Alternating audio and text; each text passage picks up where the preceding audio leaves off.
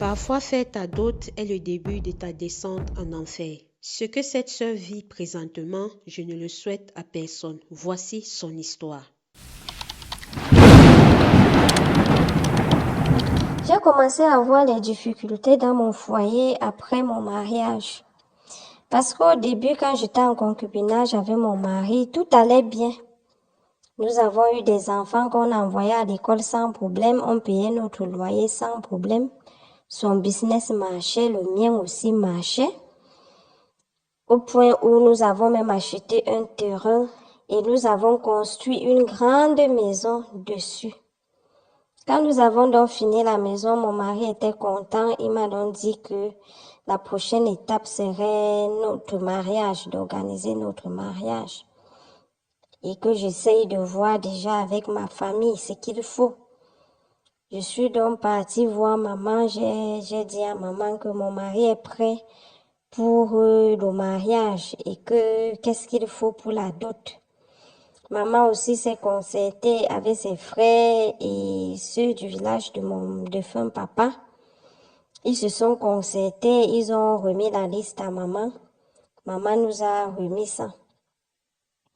Et nous nous sommes donc organisés, mon mari et moi, comment les choses devaient se faire. Le jour donc de la dot, nous avons tout donné ce qu'il fallait. Tout s'est vraiment bien passé, les deux familles étaient contents. Nous sommes donc revenus donc en ville, parce que c'est en ville qu'on devait faire le mariage religieux et la mairie pour gagner une fois notre maison. Et nous avons fait le mariage religieux et la mairie, tout allait bien. Nous avons donc gagné notre maison. Et c'est comme ça que, au début là, on a commencé à avoir des petits cas de maladie. C'est des enfants qui tombaient malades à tout moment. Moi-même, dans mon business que je faisais, ça n'allait plus. Le local que j'occupais, la bailleresse a commencé à me mettre la pression de libérer. Or, je payais bien mon loyer sans problème et j'ai libéré. Et du côté de mon mari, vu qu'il supportait déjà tous les charges, ça n'allait vraiment plus. Et même les gars avec qui il travaillait, c'est comme ça que chacun voulait, c'est comme ça que chacun faisait comme il veut.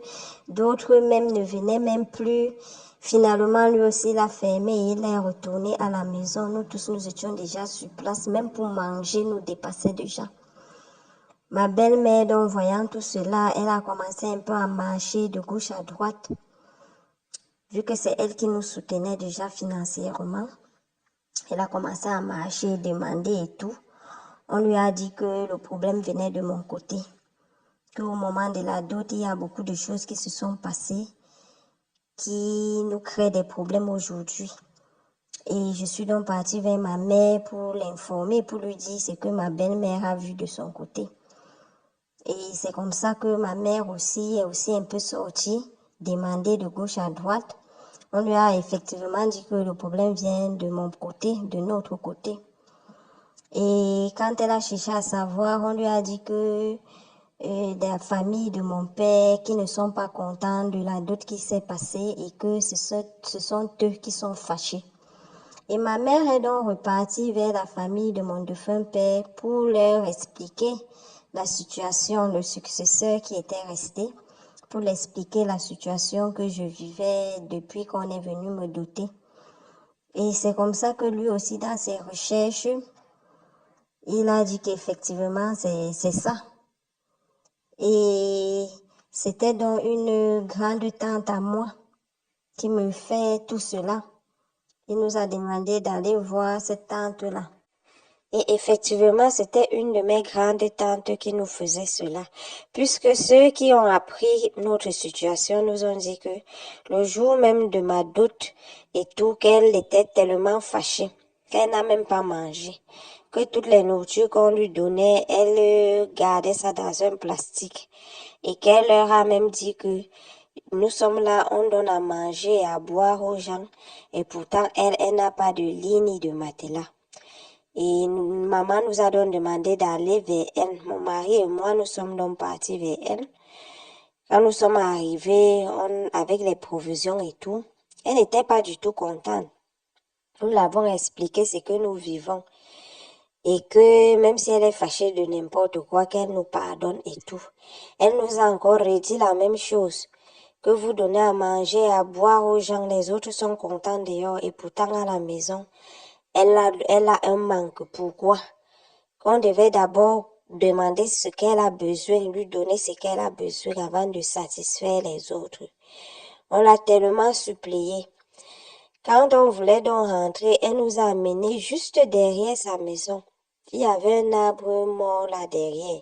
Elle nous a dit que c'est à cet arbre-ci qu'elle a donné notre nourriture.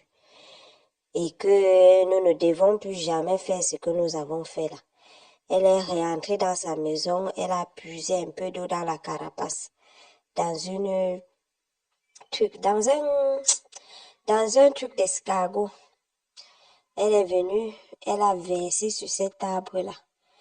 Et puis, sans vous mentir, nous avons vu le miracle. À l'instant, on a vu comment l'arbre s'est redressé, l'arbre qui était déjà tordu, un arbuste qui était déjà tordu a commencé à se redresser. Et puis elle nous a demandé de rentrer, que ça ira, mais qu'on doit toujours penser à venir quand on veut donner à manger aux gens, à commencer par les gens de la maison, qu'on ne doit pas faire plaisir aux autres de dehors sans penser à ceux de la maison. Quand nous sommes rentrés donc, les choses ont commencé un peu à s'améliorer. Au niveau de mon mari, lui, il a repris même encore ses activités. C'est vrai que moi-même, j'étais encore à la maison, mais les choses s'amélioraient quand même déjà. Et nous avons fonctionné comme ça pendant un bon bout de temps. Et de temps en temps, on partait la rendre visite, lui donner un peu de provisions, un peu d'argent. Tout le temps, on le faisait comme ça, là. Et quand elle était même souvent malade, elle nous appelait. On allait la chercher et on prenait soin d'elle. C'est comme ça qu'à un moment, donc, quand elle a senti que son corps la lâchait, elle a appelé maman. Elle a dit à maman que on ne sait jamais. Si un jour on continue à rencontrer des difficultés, qu'on vient verser l'eau sur cet arbuste-ci, qu'elle avait fait une erreur, que quand elle était tellement fâchée de nous comme ça, elle avait pris un arbuste, elle a planté ça sur la tombe. Que là où il y a l'arbuste, là, c'est une tombe qui est en bas. Et c'est là où elle avait pris tout ce qu'on lui donnait le jour de notre dot. Elle a allé donc creuser le pied de cet arbuste, elle a mis ça sur ça. Et que c'est pour cette raison-là que nous chutons tout le temps parce que elle avait mis la nourriture de notre dot sur la tombe qu'elle avait planté l'arbuste dessus. Que si un jour on rencontre des difficultés, qu'on prenne cette coquille d'escargot, on extrait l'eau et qu'on arrose avec jusqu'à ce que on s'en rend compte que c'est bien arrosé. Avec cette petite coquille d'escargot là, que c'est parce qu'elle était fâchée qu'elle a fait ça et qu'elle ne peut pas nous dire ça et que si un jour elle n'est pas là, c'est notre maman qui devrait nous dire cela. Et quelque temps après, quand elle est décédée, après les obsèques et tout, nous avons bien fait ces obsèques, nous avons participé normalement et on a bien fait ces obsèques. C'est après ça que maman nous a donc dit que, en fait, voilà ce que votre grande tante m'a laissé comme nouvelle de vous dire. Donc, tout ce que vous étiez en train de subir de mal là, venait d'elle. Que pourquoi au moment de la dot, on a donné à manger à tous ceux qui étaient dehors, mais à elle, on n'a pas pu la satisfaire. Que voilà, c'est que si on rencontre des difficultés, voilà ce qu'on devait faire. Qu'elle aurait voulu qu'on achète un lit et un matelas au moment qu'on distribuait la nourriture aux autres. Nous l'avons dit que, mais quand elle nous a dit ça, nous avons acheté, on l'a remis. Elle nous a donc dit que c'est donc pour ça que vu que quand, après la dot, vous avez pris soin d'elle. Voilà donc ce qu'elle a laissé, que si vous avez des difficultés, vous devez rester faire quand elle n'est plus là. Ça nous a tellement fait mal, mais on ne pouvait rien parce que maintenant là, tout ce qu'on fait, quand ça ne donne pas, on est obligé de recourir au village pour faire ce qu'elle nous a demandé de faire. Tout simplement parce qu'elle était fâchée. Donc tout ce qu'on était en train de subir, tout ce temps-là, venait d'elle. Et si ma belle-mère n'avait pas été maligne pour aller un peu essayer de marcher, parce qu'elle sait que moi, je me bats énormément, et mon mari aussi, c'est quelqu'un qui se bat. Donc, quand elle a vu notre chute comme ça, là, elle a compris que ce n'était pas simple. Elle a commencé à marcher de partout. Et c'est quand elle nous a même dit ça que ça a même un peu éveillé ma propre mère. Puisque ma propre mère disait tout simplement que, il y a des moments comme ça, il faut prier, il y a des moments comme ça. C'est là où ça a même éveillé ma propre mère. Que vous voyez que nous sommes remontés jusqu'à savoir que c'est elle. Et elle le disait clairement comme ça, le jour de ma dot, à certains membres de notre famille, ils ne nous ont pas dit que voilà ce qui est en train de se dire par votre tante. Et ils sont restés tranquilles, en sachant que ma tante là, c'est une femme qui est très méchante. Très méchante. Et ils ne nous ont rien dit. Et depuis que j'ai vécu tout cela, j'évite toute cérémonie au village. Quand il y a deuil là-bas et que je suis obligée d'y aller, quand j'arrive là-bas, j'évite même de manger. J'évite de prendre quoi que ce soit. J'ai peur de tout le monde. Parce que je n'arrive pas à croire que tout ce que j'ai vécu là venait de ma famille. J'évite tout contact, même quand l'un d'eux arrive encore en ville et qui m'appelle, je trouve toujours des excuses. Et je n'ai plus rien organisé dans ce village-là. Quand je vais même faire une petite fête chez moi aujourd'hui, je suis obligée de me cacher, de faire en sorte que personne ne soit au courant de ce que je vis.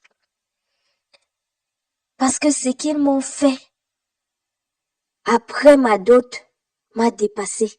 Je n'arrivais même plus à manger comme ça là à la maison. Même à payer l'école de mes enfants. Mes enfants étaient tout le temps malades. Mon mari a commencé même encore à me déranger. Mon mari me dérangeait déjà tellement. Oh, mon mari et moi, avant qu'on ne se marie, on n'avait pas de problème, on s'entendait bien. Mais dès qu'on a eu toutes ces difficultés-là, ce n'était plus la même personne jusqu'au jour d'aujourd'hui. Je vis des difficultés malgré que ça s'est amélioré, malgré qu'on est obligé d'aller faire tout ce qu'on peut faire au village. Ce n'est pas facile. Ce n'est pas du tout facile. J'ai peur de ma propre famille de nos jours. J'ai peur. Quand quelqu'un de toque à ma porte comme ça là, j'ai peur. Et mon mari menace même de vendre la maison. Parce qu'il s'est dit que toute cette chute-là provient de moi. Et avec ce que maman nous a expliqué, venant de notre grande tante, il comprend que tout le temps on sera obligé de le faire et que c'est attaché à moi. Donc quand il menace même de vendre la maison, moi je comprends directement que c'est une façon de se libérer de moi. Parce que malgré tout ce qu'on fait là même encore au village, nous ne sommes plus au top comme nous étions avant que nous allons faire ma dot. Ce n'est plus la même chose. Avant que nous n'allons faire ma dot, nous on vivait à 100%. Mais depuis qu'il m'a épousée, depuis qu'il a fait la dot, m'épouser, je vous assure, malgré que ça s'est amélioré, ce n'est plus la même chose. Ce n'est plus la même chose. On se dispute tout le temps. Pour rien. Ça ne va plus. Ça ne va plus. Je comprends qu'il veut déjà se libérer de moi. Il veut se libérer de moi. à cause de ma propre famille. J'ai peur de ma propre famille de nos jours. J'ai vraiment très peur d'eux. Si je savais même, je restais comme ça là, avec mon mari, sans même me marier, que ma famille le sache. Je devais juste partir, lui et moi, faire notre acte de mariage, signer et rentrer, rester tranquille, sans les mettre au courant. Le fait que nous sommes partis me doter, ça a ouvert la porte à beaucoup de mal que je subis aujourd'hui. Alors la famille, vous avez écouté l'histoire de la sœur et j'ai déjà eu à partager une histoire pareille, mais ce n'était pas pour des mêmes raisons. Celle-là, c'était une dinguiste qui est descendue avec son whitey et ce qui s'est passé quand ils sont rentrés, les deux sont devenus zinzin.